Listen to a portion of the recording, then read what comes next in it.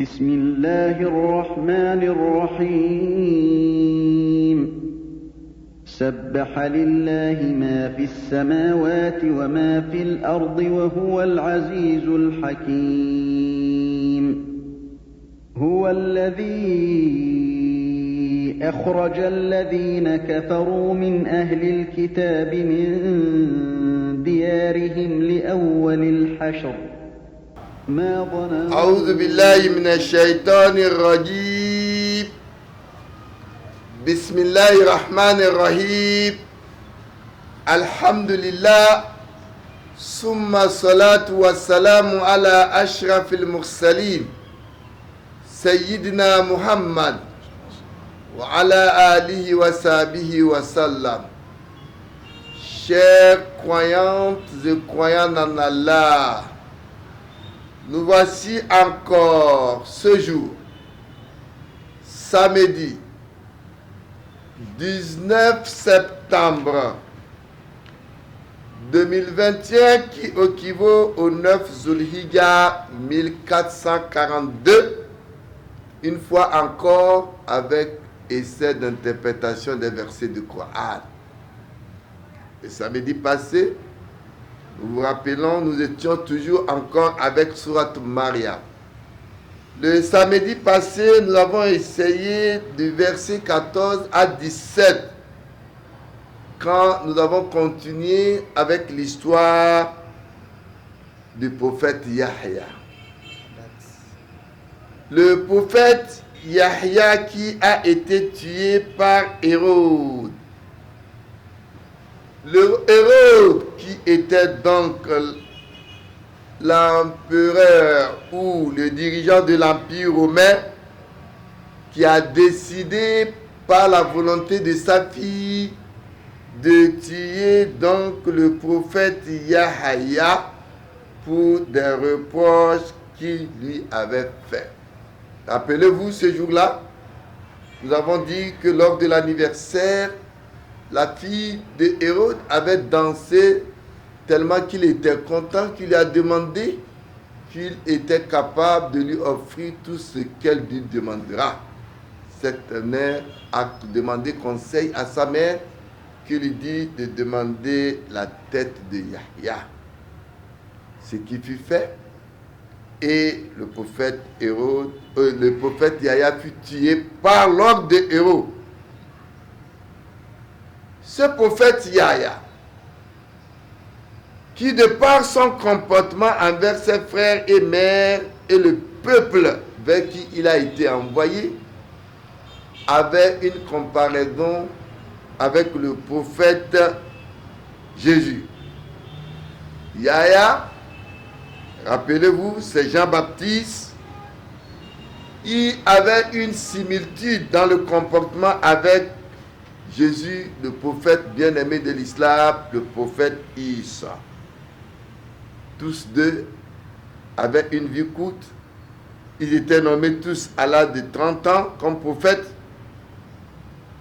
Et ils étaient issus des cousines. Il avait recommandé, comme Jésus, le jeûne et la prière. Par la suite, le samedi passé, 19 juin 2021, qui équivaut au 2 Zulqa'da, nous avons commencé avec l'histoire de Maryam, la mère du prophète Jésus, le prophète bien-aimé de l'islam. Rappelez-vous, Surat Maryam a été dédicacée à l'honneur de Marie, la mère de Jésus, qui est la femme honorée de toutes les femmes. Cette dernière s'est retirée de son peuple pour l'adoration et la dévotion à Dieu. L'ange Gabriel, venu en forme humaine vers elle, apportait donc une mission divine, lui a annoncé la naissance d'un enfant. Quel a été son comportement à l'arrivée de l'ange Gabriel? C'est ce que nous allons suivre avec le verset qui va suivre aujourd'hui, par la permission d'Allah, Inch'Allah. 18, 17, 18. أعوذ بالله من الشيطان الرجيم. بسم الله الرحمن الرحيم. قالت إني أعوذ بالرحمن منك إن كنت تقيا. قال إنما أنا رسول ربك لأهب لك غلاما زكيا. قالت أنى يكون لي غلام ولم يمسسني بشر ولم أك بغيا. قال كذلك قال ربك هو علي هين ولنجعله آية للناس ورحمة منا وكان أمرا مقضيا. فحملته فانتبذت به مكانا قصيا. فأجاءها المخاض إلى جذع النخلة قالت يا ليتني مت قبل هذا وكنت نسيا منسيا. فناداها من تحتها ألا تحزني قد جعل ربك تحتك سريا. وهزي إليك بجذع النخلة تساقط عليك رطبا جنيا. فكلي واشربي وقري عينا فإما ترين من البشر أحدا فقولي إني نذرت للرحمن صوما فلن أكلم اليوم إنسيا. بسم الله الرحمن الرحيم. قالت إني أعوذ بالرحمن منك إن كنت تقيا. Allah subhanahu wa ta'ala, au verset 18, Allah Jalla wa ala, surat Maryam, verset 18, rappelez-vous,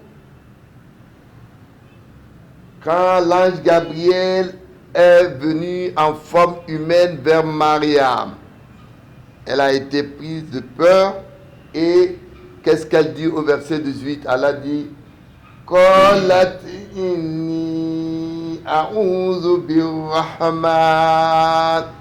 L'ange Gabriel qui a apparu à Mariam, Mariam a vu l'ange en forme humaine.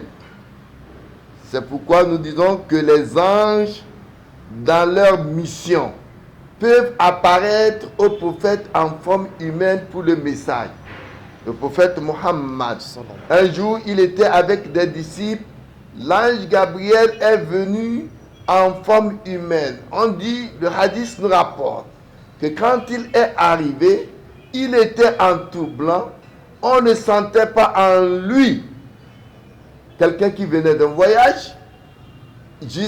Personne ne le connaissait jusqu'à ce qu'il est venu vers le prophète. Il était en forme humaine.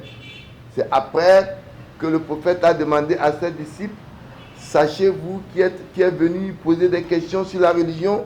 Il interrogeait le prophète et le prophète de leur dit, Ada Jibril, c'est Jibril, Atakum yu'allimakum dinakum. Il est venu vous enseigner votre religion.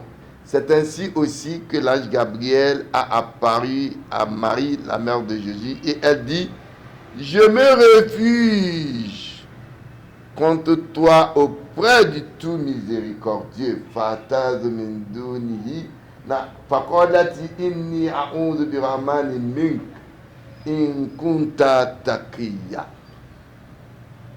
Allah le Tout-Puissant, c'est dans sa miséricorde que nous avons tout ce que nous avons comme bonheur. C'est dans la miséricorde d'Allah que nous avons tout ce que nous voulons sur cette terre. La miséricorde, elle dit qu'elle se réfugie contre toi, l'ange Gabriel, auprès du tout miséricordieux. Allah est le tout miséricordieux. Et il dit, si tu es pieux, ne me rapproche donc point. Si l'ange Gabriel est pieux, elle demande à ce que l'ange ne l'approche pas. Parce que pour lui, là où elle s'est retirée, et qu'un homme vient vers elle, peut-être c'était pour la violer, et il fallait donc faire peur à cette personne par le message d'Allah. Elle dit, donc si tu es pieux, ne me rapproche pas. Bismillah. قال إنما أنا رسول ربك لأهب لك غلاما زكيا. À cela, quand l'ange a entendu ce que Mariam lui a dit, parce qu'elle était prise de peur, et que l'ange voulait la rassurer, l'ange dit, ici c'est l'ange qui parle, il dit, Innama ana rasulu rabbik. L'ange dit, je suis en fait un messager de ton Seigneur. Li ahabalaki gulaman zakiya. Pour te faire don d'un fils pur. L'ange devait convaincre Mariam que lui, il n'était pas venu pour la violer, il n'était pas venu de son propre gré, mais qu'il a été envoyé par son Seigneur pour lui annoncer la nouvelle d'un fils ou d'un enfant pur. Alors que c'est une femme qui n'a pas connu un homme. Les messagers sont toujours comme ça. Quand ils apportent le message, cela ne vient pas d'eux, mais vient d'Allah subhanahu wa ta'ala. Écoutez donc dans le verset suivant ce que dira Maria. قالت أنى يكون لي غلام ولم يمسسني بشر ولم أك بغيا. Mariam, surprise de l'annonce de l'ange qui lui dit qu'il a été envoyé par Dieu pour lui annoncer le don d'un fils. Elle dit quoi? Qalat anna yakunu li gulam. Elle a été surprise. Elle dit, mais comment aurais-je un enfant quand aucun homme? Elle dit, walam yamsasni bashar. Elle dit, quand aucun homme ne m'a touché. Mariam était une femme vierge, était une femme pieuse, qui était dédiée au temple d'adoration de Dieu. Walam akubagiya. Après tout, je ne suis pas non plus une prostituée, puisqu'une prostituée pouvait attraper une grossesse de ses visiteurs. Alors, Mariam se posa cette question pour lui dire, comment aurais-je quand aucun homme ne m'a touché et que je ne suis pas prostituée? Dans un autre verset, dans Sourate Al-Imran, verset 47, قالت ربي أنى يكون لي. قالت ربي أنى يكون لي غلام ولم. وقالت ربي. Dans un autre verset, dans Sourate Al-Imran, elle dit, Seigneur, Anna yakunu li walad. Comment aurais-je un enfant? Walam yamsasni bashara. Walam yamsasni bashar. Alors qu'un homme ne m'a pas touché. Qala kadhalika Allah. Allah dit, c'est ainsi qu'Allah décide. Yahluku man yasha. Il crée comme il veut. Dans la créature d'Allah, Allah peut créer des êtres de toute manière. Il peut créer un être sans père, sans mère. C'est le cas de Adam qui a été créé à partir de l'argile. Yahluku man yasha. Allah crée comme il veut. Il peut créer un être avec père sans mère. C'est le cas de Hawa. Quand Allah veut, il peut créer un être avec mère sans père.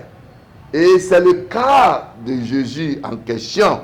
Mais quand Allah veut, il crée un être avec père et mère comme vous et moi, qui avons des parents de deux sexes. Et c'est ainsi Allah dit, Yahluku man yasha iza qada amran. Quand Allah décide une chose, fa innama yaqulu lahu kun fayakun. Allah dit soit et la chose est. C'est comme ça Allah décide. C'est ainsi que dans la Bible, avec toujours ce même type de ce verset, la version biblique nous dit, quand Marie était surprise qu'elle aura un enfant, elle dit comment aurais-je un enfant?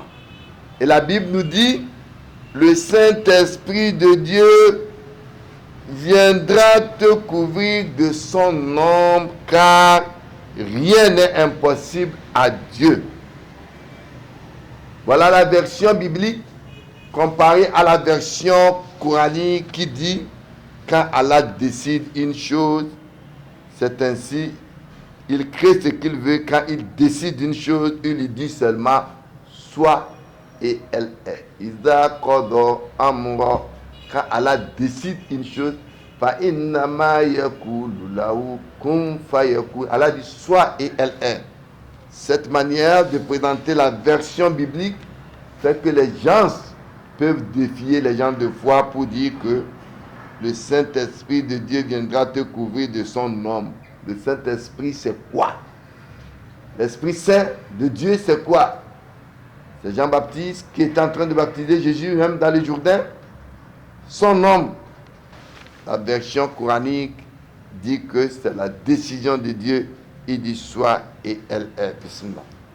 قال كذلك قال ربك هو علي هين ولنجعله آية للناس ورحمة منا وكان أمرا مقضيا. Allah Jalla Wala, au verset 21 continue. Allah dit Qala kadhalika qala rabbuki. Qala rabbuki huwa alayya hayyin. Allah dit, ainsi sera-t-il. Cela m'est facile. A dit ton Seigneur. Allah dit, walinaj'alahu ayatan linnas. Walinaj'alahu ayatan linnasi wa rahmah. Allah dit, et nous ferons de lui, c'est-à-dire de l'enfant qui va naître, qui est Jésus, un signe pour les gens. Ayatan linnas wa rahmatan minna. Et une miséricorde de notre part. Wa kana amuran maqdiya. C'est une affaire déjà décidée par Allah subhanahu wa ta'ala. Quand Allah dit que la mission ou que Jésus sera un signe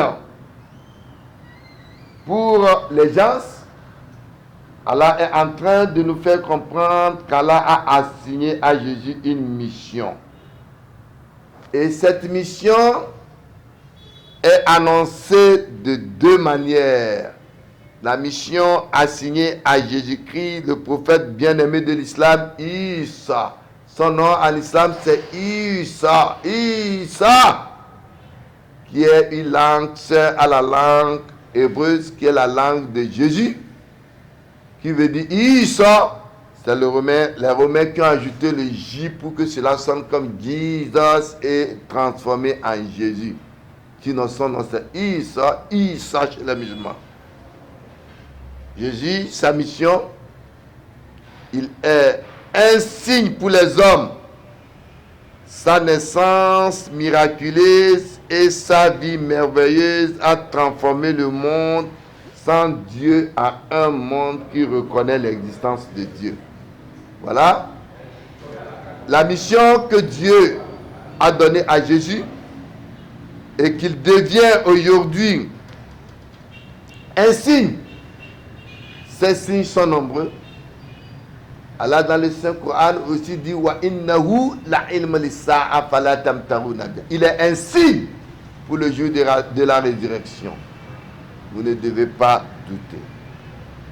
La deuxième mission de Jésus, le prophète bien-aimé de l'islam, est de donner espoir aux repentants. On demande à Jésus qu'est-ce qu'il faut faire pour entrer au paradis. Il écoute, fils d'Israël, mon Dieu, votre Dieu est unique. Aimez son prochain. Il a prononcé ce qu'il fallait faire pour entrer au paradis. C'est-à-dire, il faut croire à un seul Dieu unique. Aimer son prochain. On dit quel est le second commandement. Et Jésus va, quand il a vu que il répondait avec beaucoup de facilité pour ce qu'il a dit, tu n'es pas proche, tu es tellement proche du royaume de Dieu. Quand tu acceptes ce message que Dieu a apporté. Et c'est de cette manière que les apôtres de Dieu et le prophète Mohammed ont conduit le peuple de leur temps. Le point ici est que les Israélites à qui Jésus a été envoyé vers étaient des races très difficiles et dures. Dans un verset de la Bible, on dit que Jésus dit ce que les musulmans ne croient pas à, qu'il a été envoyé aux brebis perdues de la maison d'Israël. Il n'avait pas accepté que le message de Jésus est l'évangile de la merci. Vous savez, aujourd'hui dans la Bible, vous pouvez lire plusieurs types d'évangiles. Nous avons l'évangile selon Matthieu, nous lisons l'évangile selon Jean, nous lisons l'évangile selon Luc, l'évangile selon mais nous retrouvons le vrai évangile de Jésus. Quel est l'évangile de Jésus? On lui dit maître, pourquoi on lui dit maître, il dit pourquoi vous m'appelez-t-il maître? Il y a un maître qui est au ciel. Il y a un seul maître, c'est le Père qui est au ciel. Voilà une des parties de l'évangile de Jésus. L'évangile de Jésus, on dit, oh toi Jésus, on veut voir Dieu avant de croire. Ne savez-vous pas ce qui s'est passé avec le peuple israélien au temps de Moïse? Les tribus de Moïse qui veulent voir Dieu, là il y a eu des collapsons, là il ne peut pas percevoir Dieu. On dit montre-nous les cheveux. Jésus dit, je suis la vérité et la vie. Nul n'atteindra le Père si ce n'est que par moi. Jésus parlant d'un chemin spirituel, mais aujourd'hui les gens prennent le chemin géographique. Voilà l'évangile de Jésus qui se retrouve aussi dans des versets du Coran en ces thèmes que voici. Wa iskola Isa ibn Maryam ya bani Israël. Oh, quand fils, Jésus fils de Marie dit, oh, vous fils d'Israël, inni rasulullahi ilaykum, je suis un envoyé de Dieu vers vous. Musaddiqan liman bayna yadayya min at-Tawrat, pour confirmer ce qui a été révélé dans la Torah pour vous. Wa mubashiran bi rasulin yati min ba'd, et vous annoncez la nouvelle d'un prophète qui viendra après moi. Ismu Ahmad, son nom sera Ahmed, c'est-à-dire celui qui est glorifié, le critérium. Falamma ja'ahum bil bayinat, mais quand cette vérité leur est apparue, qalu haza sihrun mubin, ils ont rejeté donc ce message d'annonciateur qui viendra après Jésus. Bismillah. فحملته فانتبذت به مكانا قصيا. Dans toujours Surat Maryam, au verset 22, Allah dit Fahamalatuhu. Elle devait donc enceinte de l'enfant. Le hu, c'est l'enfant. Fantabazat bihi. Et elle se retire avec lui. C'est-à-dire, elle était à un endroit. L'ange Gabriel est venu lui annoncer la nouvelle. Elle devint enceinte d'un enfant et elle se retire avec lui à un lieu éloigné. Allah dit Makenan Kosiyat. Elle se retira donc à un autre endroit qui est un endroit éloigné. Dans ce verset, donc, 22, toujours de Sourate Maryam, Allah nous fait comprendre que quand Marie, la mère de Jésus, est tombée donc enceinte, elle quitta le sanctuaire et est partie à un endroit distant qu'on appelle Bethléem, afin d'éviter les critiques amères de son peuple. Signe donc qui montre que le prophète Jésus est né sans père. Si Marie était mariée, elle n'aurait pas dû quitter ses parents et sa naissance, elle n'aurait pas dû quitter ses parents et sa maison et chercher un endroit distant pour son accouchement. L'annonce et la conception de la grossesse est supposée avoir eu lieu à Nazareth. C'est pourquoi on l'appelle Jésus de Nazareth, c'est-à-dire de Galilée, à environ 100 km de Jérusalem, mais l'accouchement a eu lieu à Bethléem, environ 10 km du sud de Jérusalem. L'endroit était obscur et c'est là où Jésus est né, sous le tronc du palmier que Marie secouait. C'est par la grâce de Dieu, par ce verset, que notre tafsir d'aujourd'hui va s'arrêter. Ce que nous avons pu dire de bon vient d'Allah. Les imperfections sont nos manquements. Qu'Allah le Tout-Puissant nous fasse connaître sa science religieuse. Aza wa salamu alaykum wa rahmatullahi wa barakatuh.